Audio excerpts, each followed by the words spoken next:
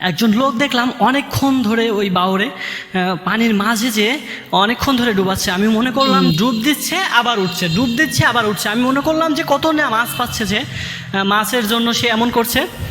পরে উঠে আসার পরে আমি দৌড়ে গেলাম এবং ভিডিওর মাধ্যমে আপনাদেরকে দেখাতে চাচ্ছিলাম যে এক হাঁড়ি মাছ পেয়েছে সে নাকি অন্য কিছু।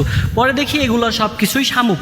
শামুক বলতে এইগুলো দিয়ে তাই সে কী করবে আমরা বলি। আর প্রথমে এগুলো সে হাঁসের জন্য, হাঁসের খাওয়ানোর জন্য এগুলো খেয়েছে হাতুল বা যে কোনো কিছু দিয়ে এগুলোকে ফাটিয়ে এর ভিতরে যেই জিনিসটা আছে সেটা হাঁসের খাওয়ালে খুব উপকারী একটা জিনিস, খাদ্য।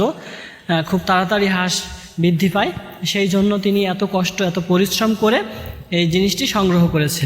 এই শামুক আপনারা আপনাদের বাসার বা আপনাদের এলাকায় যদি খালবিল ঝিল থাকে তাহলে সেখান থেকে সংগ্রহ করে আপনাদের হাঁসের যে বিশেষ করে হাঁসের জন্য খুব উপকারী একটা খাদ্য, এটা আপনারা খাওয়াতে পারেন। ভিডিওটি ভালো লাগলে লাইক কমেন্ট শেয়ার করবেন। ধন্যবাদ।